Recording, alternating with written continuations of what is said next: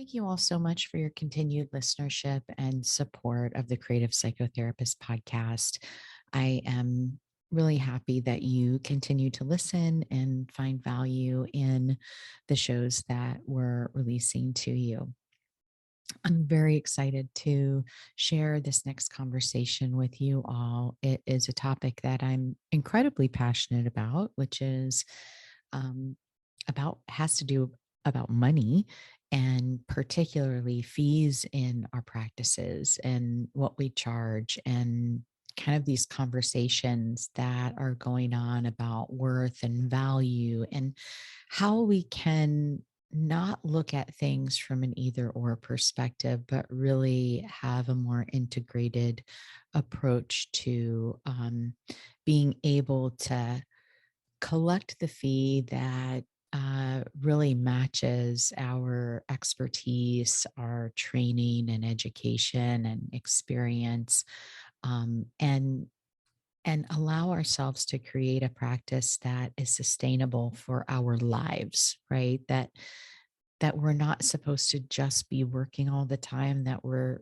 we should have a life outside of the work that we're doing, where we're spending time with the people that we love and having fun and replenishing ourselves.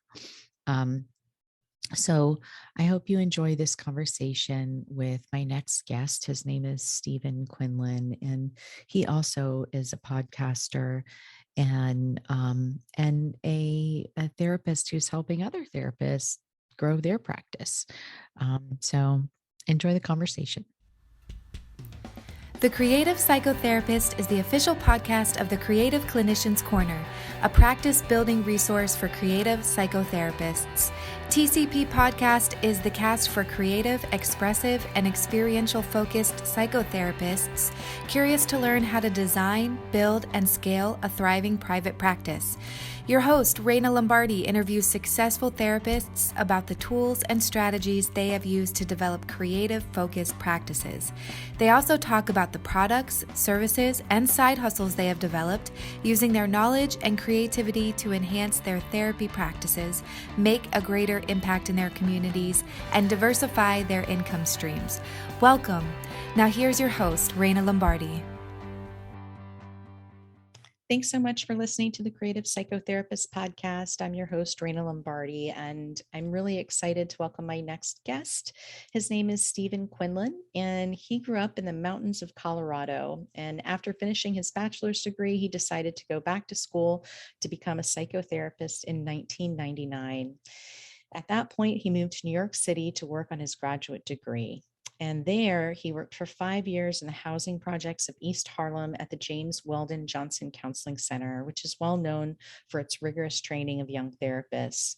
His work focused working with children who had severe emotional needs through play therapy.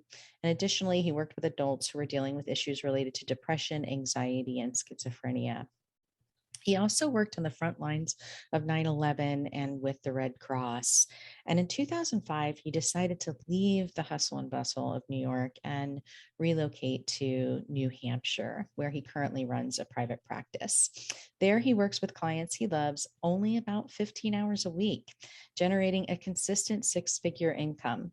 And this allows him to spend time taking care of himself and working on side projects such as coaching other therapists, producing his podcast, Practice Growth, and writing books. Welcome, Stephen. Thanks so much for being here. Thanks, Raina. I really appreciate you having me. I'm excited to be here. Me too. So, gosh, there's so much that we could potentially talk about. Yeah. It's like, sounds like a lot of stuff as you encapsulate my life there. Like, there's a lot of stuff going on there. Right. It's always weird hearing somebody else read your bio. You're like, wow, did I do all that? Right. Is that me? Yeah. So at what point did you decide that in your private practice, you were only going to work 15 hours a week?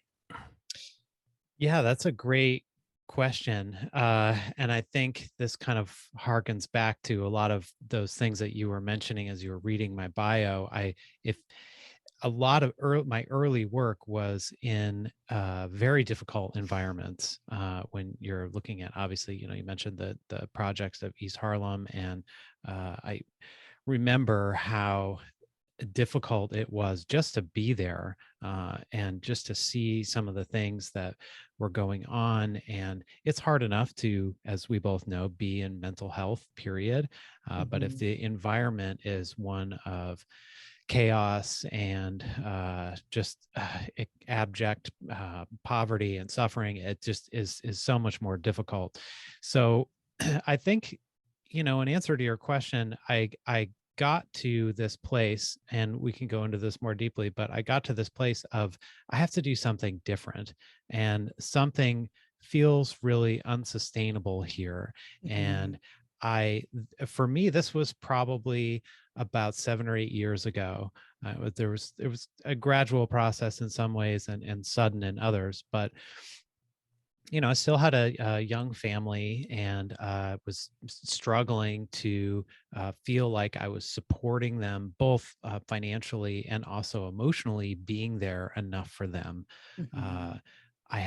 there was a point I was working at a group practice with a psychiatrist and some other therapists. And I remember when I saw 10 clients in a day and coming home and be like, well, I did it, honey. Wow. I saw Yeah. 10 clients in a day. But then I also remember, because I was working so hard towards that, what my take home was on that day. And I think I made $400. So there was, Oh, that's so like painful thinking yeah, about that. yes, exactly. And it was, I, I was looking around and looking at other ways of how I had this idea for a while of, and maybe this was a result of being in close contact with the psychiatrist, is I thought, well, geez, maybe if I could just prescribe medication, maybe I'll be a nurse practitioner. And it was like, well, then I have to go back to school to be a nurse. And like, that seems like a lot of work. So maybe that's not the direction I want to go.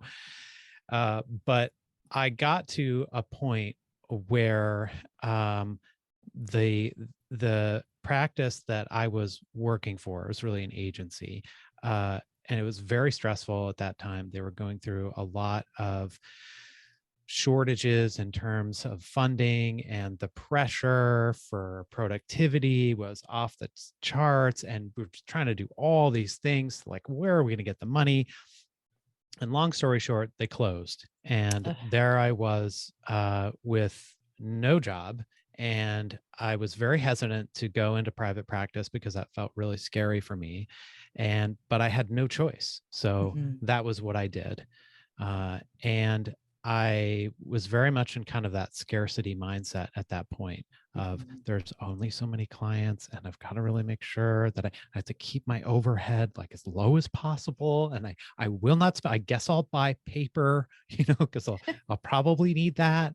And everything else, it just, has to be kept under tight wraps. And that first year, I did fine. I made maybe even a little bit more than I was making at the agency, which wasn't a whole lot to begin with. But then I went through this gradual process of coming off insurance panels, thinking about what my rate was going to look like. And I just started doing the numbers around this stuff. And I realized that I could get to a place of only working 15 hours a week and still having not only an income that was sufficient for me and my family, but one that was like beyond what I would ever have even thought of in my life.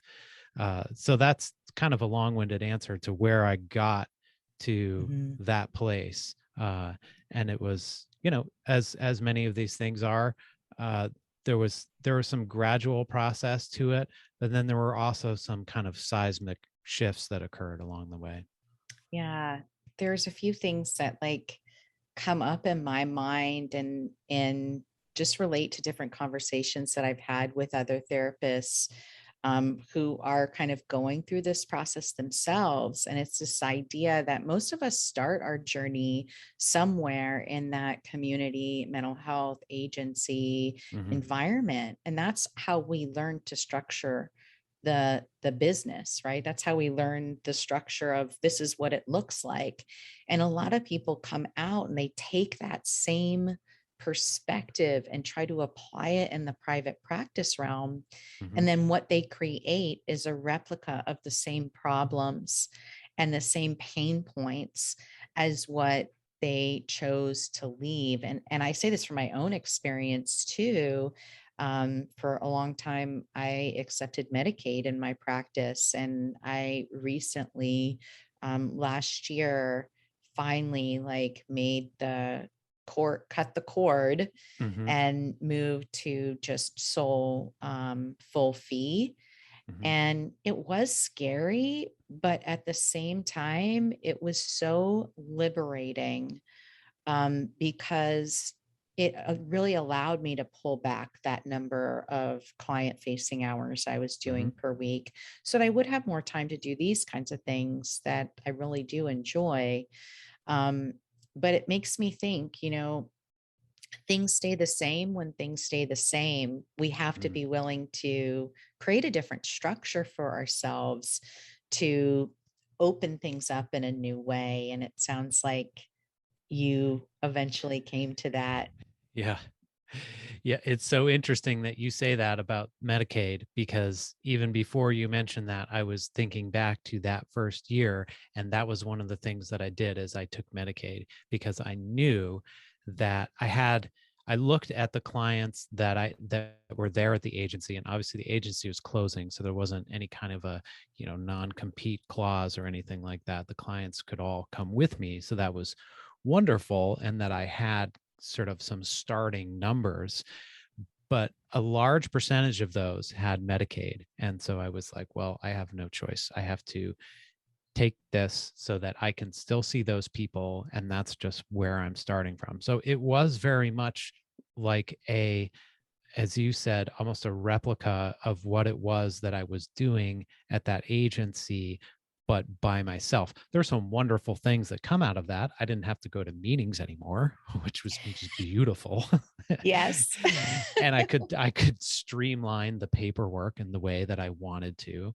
I had been pushing for getting an EMR. I was still writing paper notes Mhm. at the agency, and I was just like, you've got to be kidding me. I mean, the age that we live in right now, why would we not take advantage of software? And it's so affordable. Yeah, right. Well, at least that's how I think of it now. At that point, again, the thought of overhead, I was like, oh man, I don't know if I can pay this monthly fee, and this Mhm. really feels like a lot. And I just had to do it. And of course, like many of these things, it ends up feeling infinitely worth it. Mhm. But there's that jumping off point at which we all struggle. So I took Medicaid for a couple, maybe like a year and a half.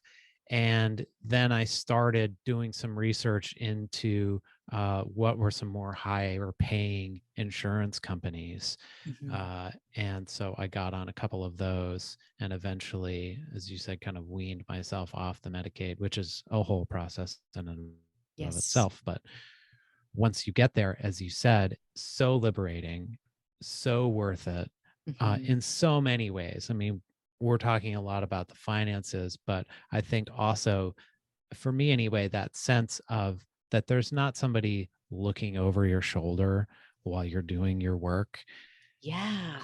critiquing, what is that really the right intervention that you're going to, or are we going to get the results that we're looking for? And this is that like managed care Mhm. kind of attitude towards things, where we know as therapists what the curative factors are. And the biggest one is that relationship, right? Like Yeah. just being there with your client. And if that means that you're doing something that's like, hey, this as an art therapist, hey, we colored today, you know, and I don't have to justify that. I can write that down, and it's just for my own, reference in the notes. Right. Yeah, I think especially like when you're working with kids, Mm, people that are really into the academia of experiential interventions can easily substantiate what they're doing. However, I don't think that a lot of the insurance companies have that knowledge or background, and they might tend to look at what people do experientially as fluff or Mm, not really therapy, which, of course, those of us that practice in that way have a different perspective, because we see the curative potential within the creative process and how that can be really transformative for people.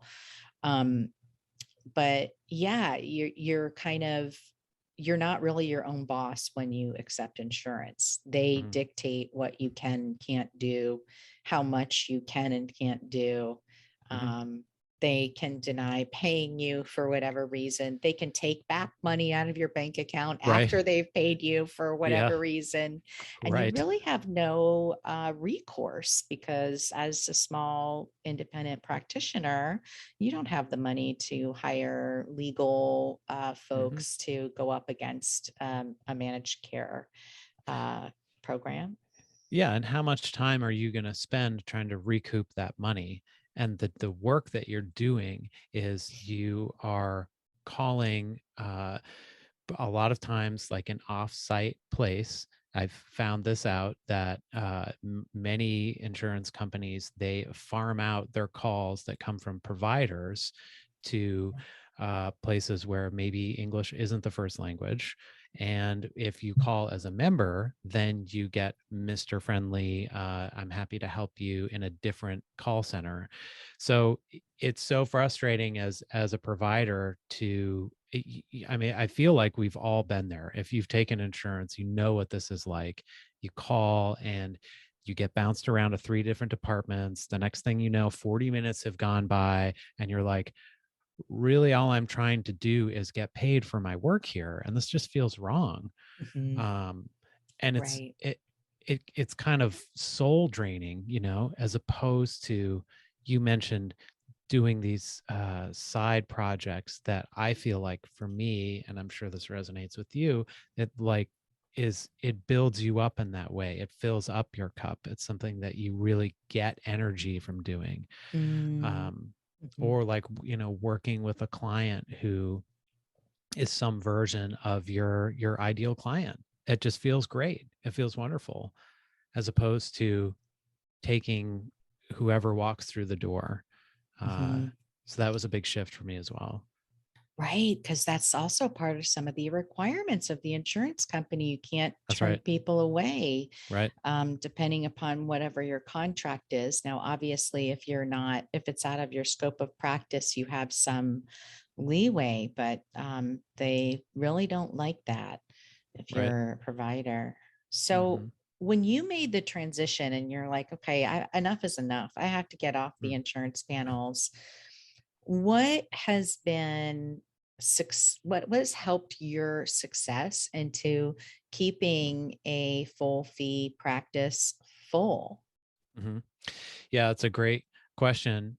I think, again, the biggest kind of pain point for me that I remember was that initial decision and following through with, I'm going to get off the insurance, and all the fear that comes with that. Again, it's very similar. You and I were joking kind of before we started recording of like, oh, here comes that imposter syndrome person again popping up, like, this is never going to work out. Like, what are you doing? This is such a bad idea. No one's ever going to come see you. Or even potentially like, maybe you're just not very good at this. Maybe you should look at doing something else. It happens all over again. So that pushing through that and Mhm. knowing that you are good enough and there is that need out there for you, and people will come see you. People have come seen you, and you know that you do a good job. And so once I was able to get through that and kind of jump off that cliff, if you will, there really was not as much blowback from that as I thought there was going to be. I Mhm. mean, we see this all the time. Like when I talk to people about, anxiety, there's always that sense of this is going to be this horrible thing building up to before you actually go do the thing, right? And then you go and you do it, and you're like, oh, okay, that was no big deal at all. So it's akin to that. Some people, were a little confused about the out of network process. How does this work? Oh, I pay you up front, and then I can either submit, or what I do is again, because the software these days, it's so easy to submit a claim for somebody. I mean, I'm really just pressing a button. I take the work out of that for them. And so all they have to do is, I have their card on file and I charge them, and off goes the claim. And sometimes they get reimbursement. So most people understand and appreciate that. But the other piece, I think, and this is particularly applies to therapists, is just money and understanding our relationship to it and taking money as payment for our services.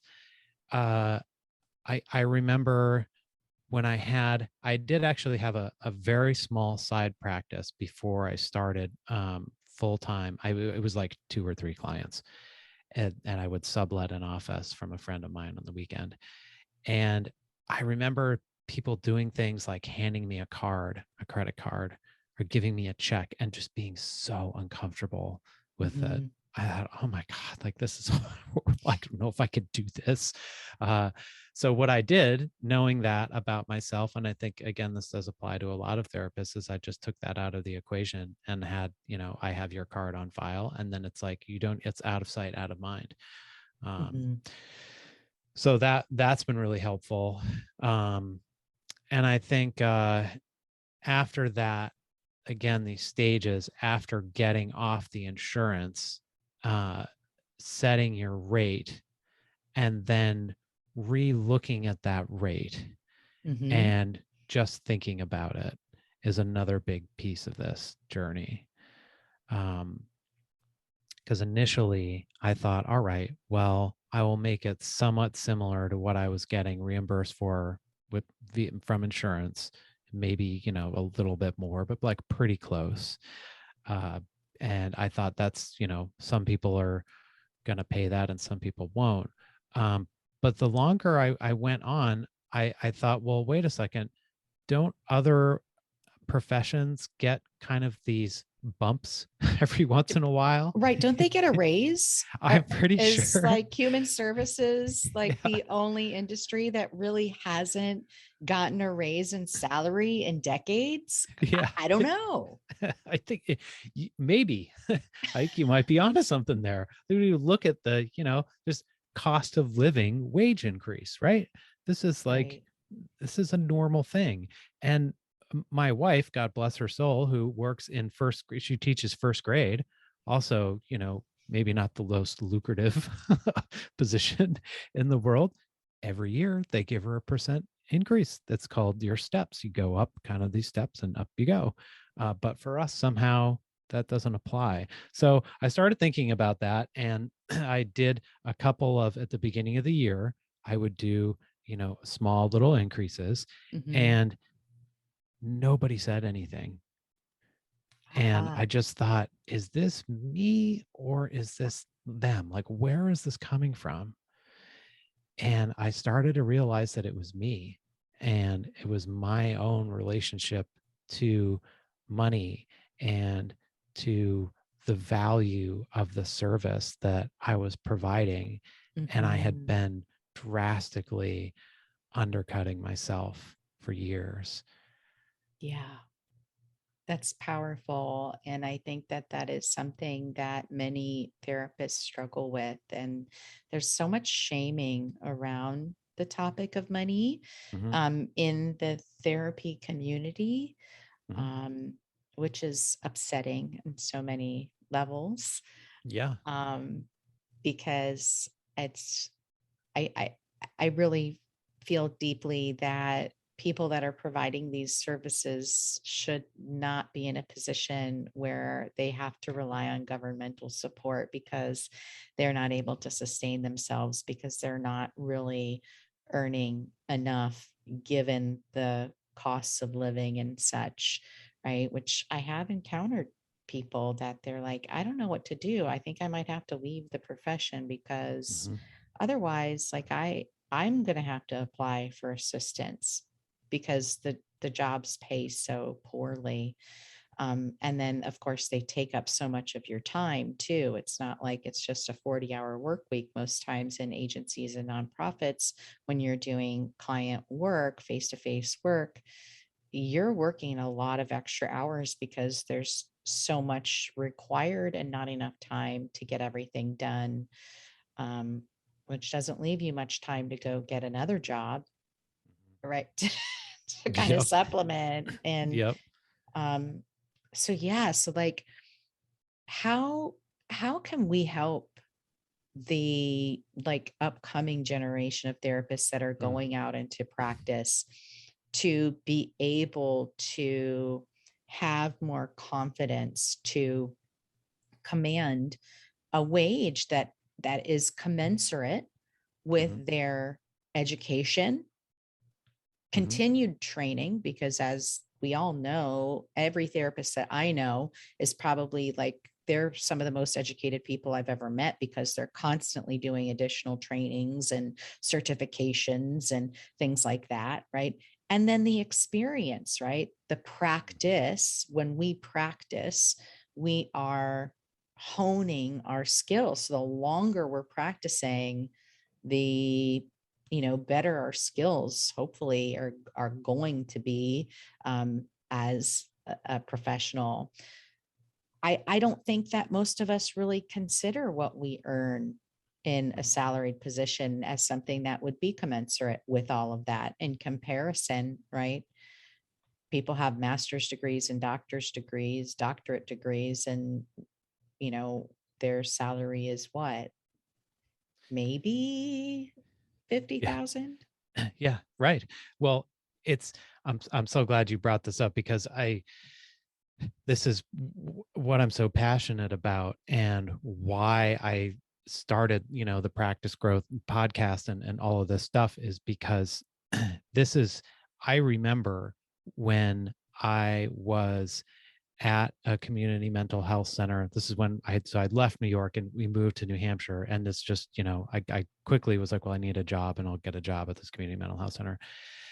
And I was making already a pretty low wage. And because I didn't hit productivity on whatever amount of occasions it was, I don't remember. They actually decided they were going to make my wage 4/5 of what it was because they had determined, well, that's kind of about like the amount of work you're doing is like 4/5 of, of a person, which like, of course, makes me think of 3/5 and some very unfortunate kind of slavery overtones, right? Um, and I think I was making $33,000 a year at that point, and I had, 6 years of experience, a master's degree, all of these things, Mhm. and it was so difficult. And I just felt there was this part of me that felt like, well, I guess this is kind of, what it's like. I guess you have sort of taken this vow of uh, poverty, and that's how it's going to be. I was explaining this to my business coach the other day, and I said I remember going into this work and I had seen a video on Mother Teresa, and I was very moved by this. And I just thought, this is just amazing. Like, what a thing to do, dedicate your life to. Here she is, just scrubbing the floor in Calcutta with the poorest of the poor, as she says. And I thought, well, I guess, that like, that's what I'm doing. And so my coach goes, well, she had millions of dollars, right? I said, what? She's like, yeah, Mother Teresa like had all of this money. Like, and there's nothing wrong with money. Like it's just a tool and all of these Mhm. other things.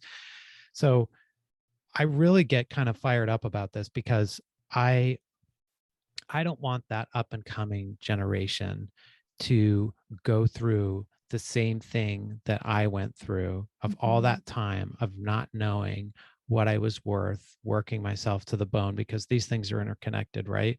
Like you mentioned, the amount of hours that I'm working every week, and Mhm. then like the other things that I'm able to do with my life, which inform the work that I'm doing, make it a more high quality product that I'm offering for people. And all these things just kind of feed off of each other. So Yeah. that's really like what I want to get across to people, wherever you are in your career. If you are just starting out, or you're wanting to expand kind of beyond the therapy room, Mhm. maybe even if you've been in practice for a while, whatever, uh, that knowing your worth as a professional, valuing yourself, and just pushing through all of that imposter syndrome stuff that we mentioned earlier to get to this other place is so worth it. And the world needs mental health professionals right now. You know, Yeah. we know this. We know what the statistics are on mental health. And especially, I know we both work with kids, especially with children. I mean, it's just heartbreaking. And there's access to services is really hard. And I think a large part of that is because uh, people are burned out because they're not valuing themselves, and then consequently not taking care of themselves. So I think those are kind of two of the big things. Right. That piece of not taking care of oneself, because we get to a place where that takes energy. To take care of oneself takes energy. And um, the work that we do is an energetic exchange. If Hmm. you're working with a population of people that are extremely treatment resistant, that takes a different energetic pull from you doing an hour of therapy with somebody like that. Or maybe it's a whole day, like maybe Mm. that's the environment in which you work. That takes a tremendous amount. And then at the end of the day, what do you have to give to your family? What do you have to Hmm. give to yourself? You know, do you have that time and energy to go, God, I really want to go to the gym because I know I'll feel better, but I Hmm. just can't bring myself to do it. And I think that happens in those environments. And you see like a lot of high turnover in those Hmm. environments because it's not sustainable. And in order for, I think, and this is only my opinion, but in order for the world to actually value what we do Mm. as a profession, I believe we have to deliver the message that what we're doing is of value. And how we do that is through currency and Hmm. and that Yes. exchange of currency. And so until as a profession we're we're willing to say no, like this has to stop. We have to demand Hmm. more um of people, like we have to Hmm. demand more in terms of our profession and how we're structuring things, particularly in agency settings. um Hmm. it won't change. It'll stay the same, and people will continue to say like, well, maybe that's really not something that's valuable. Right. Yeah, 100%. I mean, it goes across the board, right? Like the value that's ascribed to a particular thing is how we judge it, as you said, as a society. There's also something about what the client feels that they're getting out of it. We've all done this. You get something for free, you're kind of like, okay, I got this thing. It's probably kind of a piece of crap anyway. I guess I'll have it for a little while now. Maybe it ends up in the trash, right? But if you spend something on it that's a fairly significant amount, that's you, investing in that and saying, okay, I'm also ascribing this value to that thing. Mhm. So you mentioned the treatment resistant clients, the people who are really willing to come in and say, this means this much to me in this language that we have called currency, Mm-hmm. they're already that much more invested in it. Mm-hmm. And so it just all feeds off of itself. And there's this kind of snowball effect, I think, that happens. Mm-hmm. I totally agree. In college, I had an art professor, and he was really, really hardcore about telling people you never, ever, ever give away your artwork for free. You never Yeah. give it to anybody. It doesn't matter if it's a friend or a family member. You never give your artwork away for free. You make them pay for it, because if not, at some point, it'll end up in the trash. Mm-hmm. And that's your body of work that's going out there. And the only one that can really determine its value, because we can't look at the art market to determine that, because that is something totally different, is you have to value what you're creating, and command it. You have to, this is what it is, and stick to it. And I believe that translates to the work that we do as therapists, and both of them kind of, there's similar perceptions around value of, what is an artist contributing, and things like that. So Yeah. um I felt like that kind of sticks with me in the same way. If I don't say, this is what I have to have in order to be present for that hour. This is what I have to have in order to be fully present, to give my committed energy to you for this hour. I can't, in good ethical conscience, take less, Right. Right. because if I do, I'm not going to show up for you in the Yes. way that you need. Yes. Yes. Exactly. And that's that again, that's that the quality, of the work. It's so much different. If you know that you are charging a high fee, be that looking at the demographics of kind of where you live and what typical salaries are or sort of hourly rates are, that you have to show up, just as you said, and you're both showing up. It's you Mhm, and the client, because you've both agreed this is worth something. mhm, And that's so different than I'm being dragged into therapy, or I guess I'll go and my insurance is paying for all of it, or whatever. Um, the other thing is, I think where this kind of bleeds out into is, you were mentioning valuing yourself, and it goes beyond the therapy room, mhm, because once you are starting to value yourself in that way, in a professional way, in like a monetary way, you just can't help but start taking care of yourself in a different way. mhm, And I know for me, like that's where a lot of this shift happened. I made all these changes in my life with like exercise and like I and diet. Like I became a vegetarian. Like all this stuff. Like it just like kept going. I was like, well, how can I get more into this like wellness and really taking care of myself, because I am the instrument that is doing this work. So mhm, once you start down this path, uh it feeds on itself, just as things can do in a negative way. It can snowball in that positive way as well. And what it requires of you is being willing to push through those things that are telling you you're not enough, you can't do this, those kind of negative self beliefs. mhm, mhm. What do you say to the folks out there that kind of espouse this idea that us as therapists valuing ourselves enough to charge what we're worth is disingenuine to the clients, or sending a message that they're not they're not worthy of our time, right? How do we mend this bridge, which I think is a disconnect?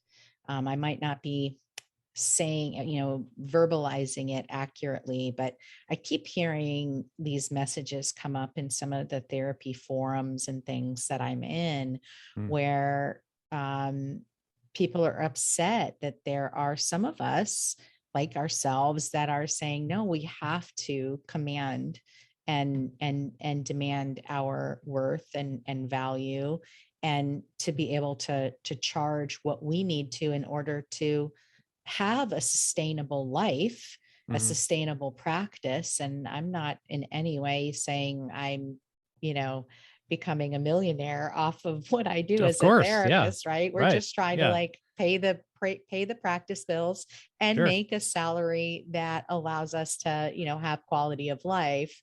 Right. Um, how do you navigate that? It's a great question. I think a couple of things. One is that I wonder if some of those folks are maybe running up against that, just what we were talking about, that there's some fear there around it, and they see other people doing these things, and they then feel bad that they're not doing that. Not to analyze a bunch of therapists en masse, Yeah. but I wonder, I don't Yeah. know if maybe that's part of the equation. Uh, the other thing, which I think is a legitimate concern, especially when we're talking about access to services and how important mental health is right now, and how the system really isn't just able to uh, support the need that's out there. I think some of that concern is, well, so what about folks who just can't afford to go to therapy? If you are charging kind of a premium rate, aren't we then having people who are falling through the cracks? And that's not right either. I completely agree. And I think that there are points that when if certainly for me in my career, where that's where I was to be in the trenches and to help those people. And I think that I certainly hope that there will always be those people who are wanting to do that. And I commend that. And that's amazing. And that's, people have different paths and what's important to them and what they want to do. I also think that maybe when you are at the beginning of your career, and you might have more of that energy to put towards that, and potentially less on your plate financially, that maybe that makes sense for you to kind of cut your teeth on things that way and Mhm. get started. That doesn't mean that you have to stay there, though. Mhm. No, I agree. I agree. And I feel deeply like I said in the beginning, right? I took Medicaid until last year. And Yeah. like I spent a good portion of my career serving populations that had a lot of barriers to accessing care. But it Mhm. just got to a place where, in order for me to now move into the next stage of goals of like really making sure I'm set for retirement and Mhm. Yeah. other things, I had to make that change to say, I can't do that. I can't shoulder that responsibility. That I'm has glad to to hear happen you elsewhere. say the retirement word. I think a lot of therapists don't even necessarily think about that. Right? Like how many Yeah. people have you heard say, well, I can, I'll probably still be working when other people are retired because I can, do this for Yeah. a long time. Right. Yeah. But it is, unless you're refilling yourself, it's a finite amount of energy that you have. And that took me a while to really understand that. I had this maybe sort of bravado about me that, like, I can handle this. Like, it's fine. Maybe other people start to feel a little burnout or something like that, but like, I got this. And you can float on that for a while, but eventually it does catch up to you, and you have to be able to manage it, or you're just being sort of destructive to yourself. Mhm. Yeah. Yeah. No, this is true. I wholeheartedly agree. It's that energy that we have as each year we age. You Hmm. can start to feel those subtle shifts of, Yep. gosh, I just don't have that ability anymore. Um, yeah. Yeah. Yeah. Yeah. It's so important. And I think that, again, my wish for this in what I'm doing is to hopefully have some other people who might be in that same situation that I was in know that there is a different way of doing things. Mhm. I think we can all agree that we would rather have a therapist shift the way that they practice, and maybe some of their clients are more affluent than not, but at least they're still in practice. That's Mhm. better than them not being around at all, because we're really needed. Yeah, I think too, it doesn't have to be an either or, it can be a both and, Yes. where we can, by pricing ourselves at a price point that allows us to see less clients at a higher rate, it opens up more space and energy to say, well, now I can take on these pro bono cases. Hmm. And I can take on, like when I was doing Medicaid, I didn't do sliding scale or anything like that because I Hmm. felt like that I can't, I, I couldn't, based on their reimbursement rate and how many clients that I was seeing every week and all those kinds of things. I couldn't. But at a full fee rate, I have, I have a greater capacity to do some of that, Hmm. which I didn't have energetically or financially. I didn't have Hmm. the space to be able to do that before. And so I think it can be accomplished. It doesn't have to represent all of the work that we're doing. It can be a small portion of the work that we're doing.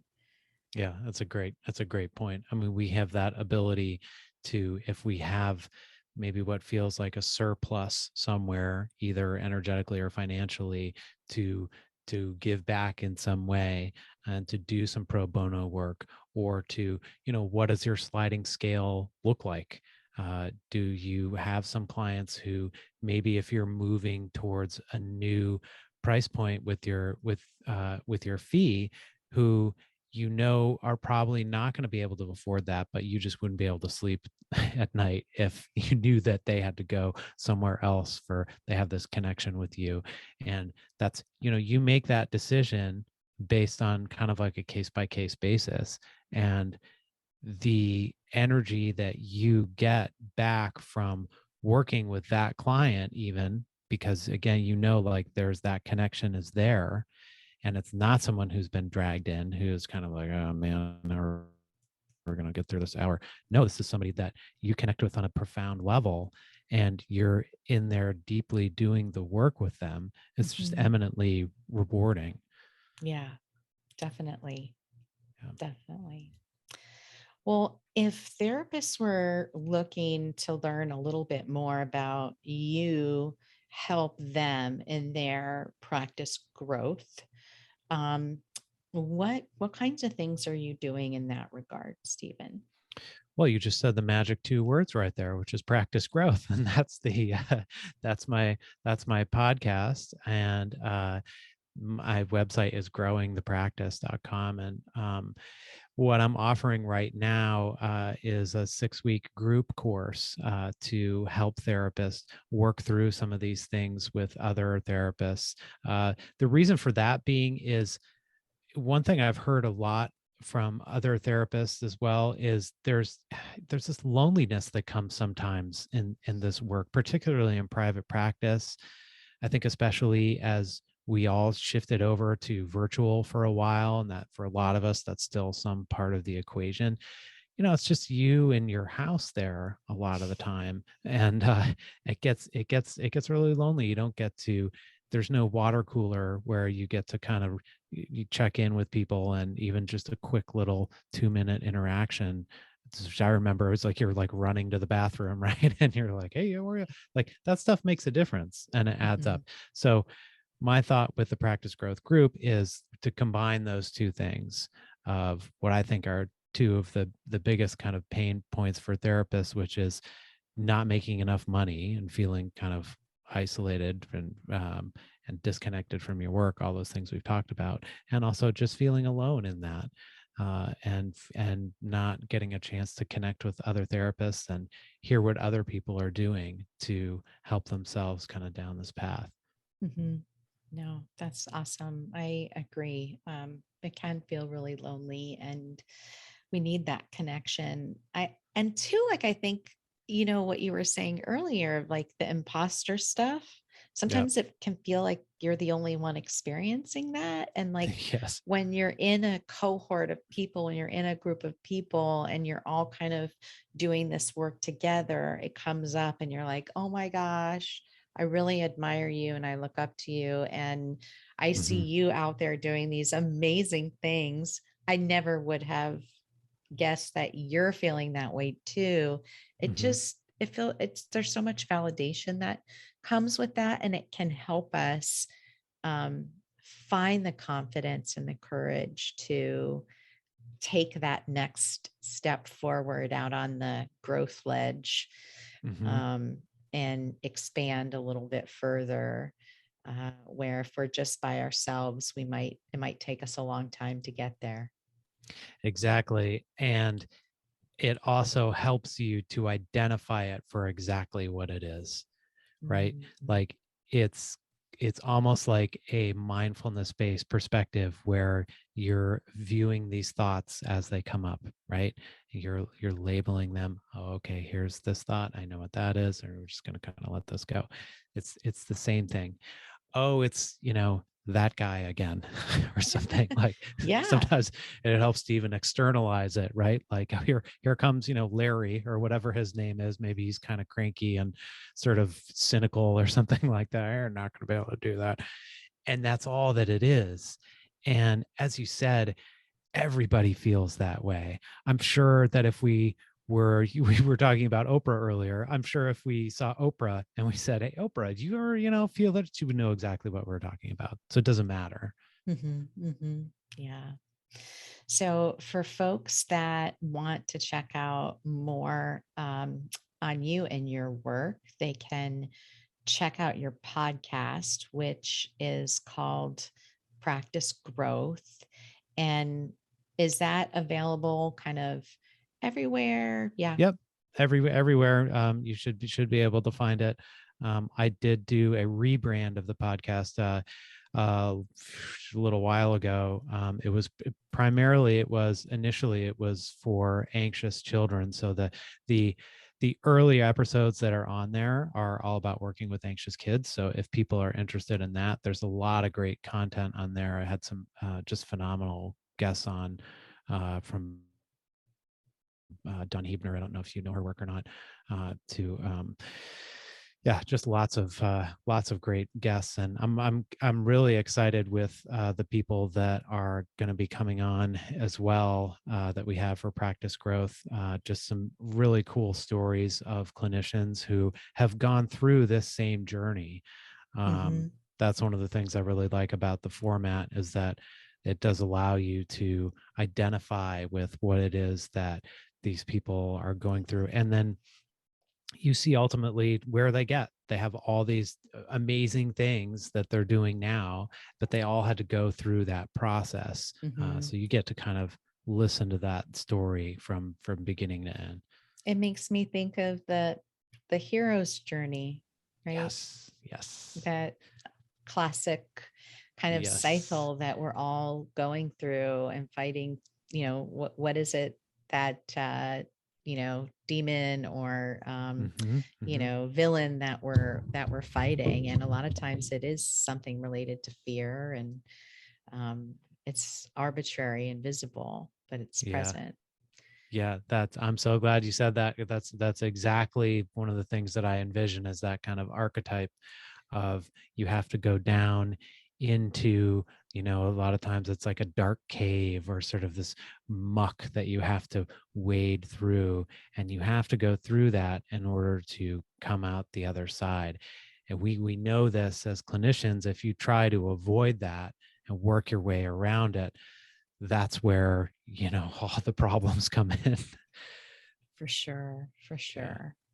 So, for listeners that want to check out Stephen's podcast, you can find it anywhere you listen to podcasts, but also on his website, growingthepractice.com. And he also has a free giveaway on there, and you have to scroll down to the bottom of the page. It's a 5 free tips for avoiding therapist burnout, which I think a lot of avoiding burnout pertains to our conversation today of Mm-hmm. how we structure things and how do we create the time and space to have the energy to do all those things to properly refill our own buckets. Yeah. And avail yourself of that help that's out there. Right. Like, and Mhm. that's part of what this is. And as helpers, we also need to have some help along the way, and that's perfectly okay. And so give yourself that same support that you're giving to others. Mm, so true. So true. We all need that connection. And I know I definitely encourage the therapists that I work with too that, hey, it's okay to reach out for consulting. It's okay to Mm. reach out to be part of another like group, to grow yourself. You had mentioned working with a business coach. Yep. I'm in a mastermind group that I've been in. This is my 3rd year in that group, Mm-hmm. and it helps me tremendously. There's such value in that investment of yourself because it pushes you to a new level. Absolutely. And as just as we were saying, how Mr. Imposter keeps popping up. The same thing happened to me going through this process multiple times of like even creating this podcast, making this offering, agreeing to work with a business coach. It was kind of like, are you sure that are you really like, I don't know that well. I am going to have to spend that money on that coach, and like, oh, I don't know. And now on the other side of it, it's just like, of course. And Mm-hmm. it makes such a difference, as you were saying, and it's always worth it. I agree. I agree. Well, I have really enjoyed our conversation today, Stephen. And thank you so much for reaching out and for, your willingness to be a guest on the show. Well, thank you, Raina. I really appreciate you having me. And I definitely salute you and all of the work that you're doing as well to support all other therapists. So I appreciate you. Oh, thank you. I appreciate it too. I think that there's room for many of us to be doing this kind of work to keep people in the field. Absolutely. Very needed. Yeah. Thanks so much for listening to this episode of the Creative Psychotherapist podcast. I hope you enjoyed this conversation with Stephen Quinlan. I know I really appreciated some of the takeaways of, we really kind of had very similar ideas about things, but some of the takeaways of you don't have to do things alone, that there's always help out there available to you too. And it's important to utilize it. The other big thing that came up a few times was this idea of investing in yourself, and that when you invest in yourself, you're making a commitment to the outcome that you're wanting to experience, whether that means as a client in therapy, or whether that is a therapist seeking out consultation or coaching from somebody else in order to up level what you're doing in your own practice growth. Anyway, I hope you enjoyed this episode, and I look forward to bringing you another episode next week. So stay tuned. Thanks for listening to this episode of The Creative Psychotherapist. If you like what you heard, please rate, review, and subscribe wherever you listen to your favorite podcasts. For show notes, downloads, and additional resources, head over to the website at www.creativeclinicianscorner.com.